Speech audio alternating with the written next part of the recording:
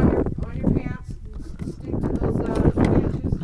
The only thing that I do say again, and I'll repeat it several times, is please do not approach the tracks.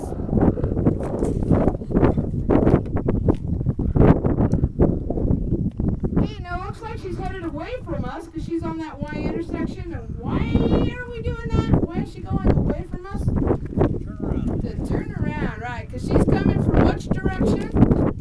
Hey, did a good job. Yes, she is coming from the west. So we need to have her back up, and she's going to back up behind us and go that direction. Then she'll stop, and then she'll make her way back to the last spike side. But she needs to be coming from the west. So that's what we're waiting for.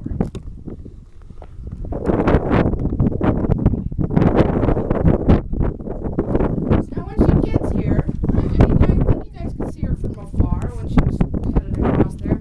How many people are going to be surprised when she gets here about how much brass that she has on her and all the marvelous coloration that she has on her? She's going to have red and blue. She's even going to have gold leaf on her tender.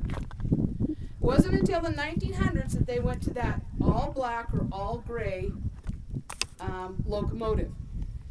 Back in the day, it was the era. It was the Victorian era. So everything was spectacular. You're going to see a lot of ornate etching on her. You're going to see a lot of coloration on her.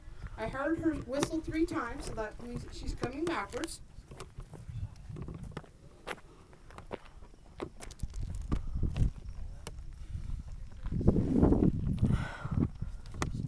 But it's the era of the locomotive.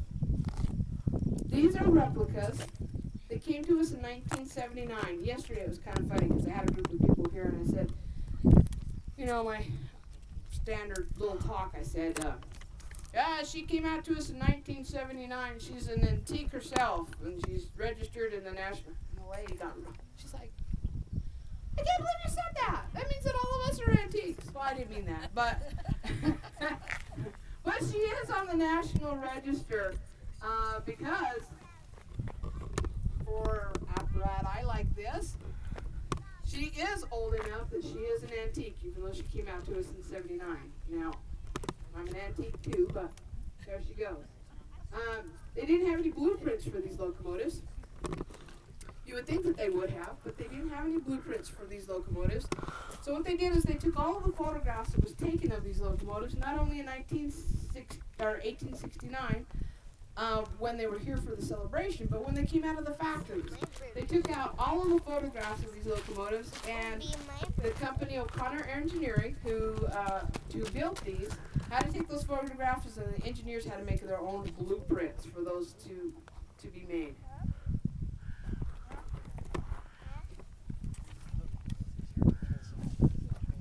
They're within a 1/4 inch of the original locomotives. They do run on the original fuel source. How many people have gone to a lot of other museums or places that they have their steam locomotives running? It's not unusual to say that they have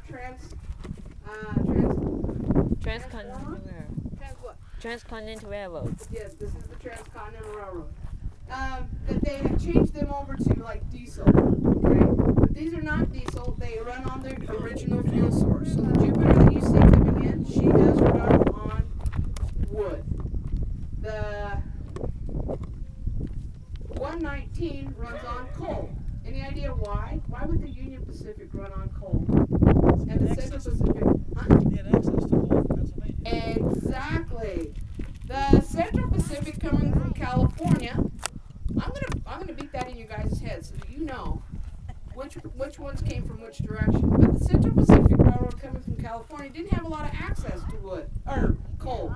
There's no coal mines at this time. But they are coming over across the Sierra Nevada, so they did have a lot of access to wood. So they used wood. Now coming across Nebraska, the Union Pacific cut down all of the forests. You guys are supposed to correct me on that. It's just a joke. There was no forest coming across Nebraska, so they didn't have a lot of access to the wood. So yes, they used coal. Okay, now as she's starting to get closer, and I'm sure you guys realize this, that I'm kind of I'm telling you a lot of stuff, but it sounds like I'm doing a little bit of stalling.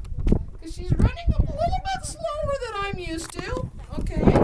So I am giving a lot of different information. But when she does start crossing that crossing and starts headed this direction, I'm going to be a little bit quieter because I want you to hear the sounds of a steam locomotive. I want you to hear the chugging. I want you to hear the hissing. She's basically talking to us. Sometimes she gets pretty irate at us. Yes.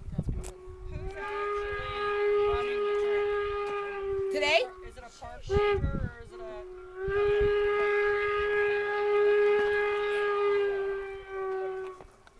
Our engineers and our firemen are part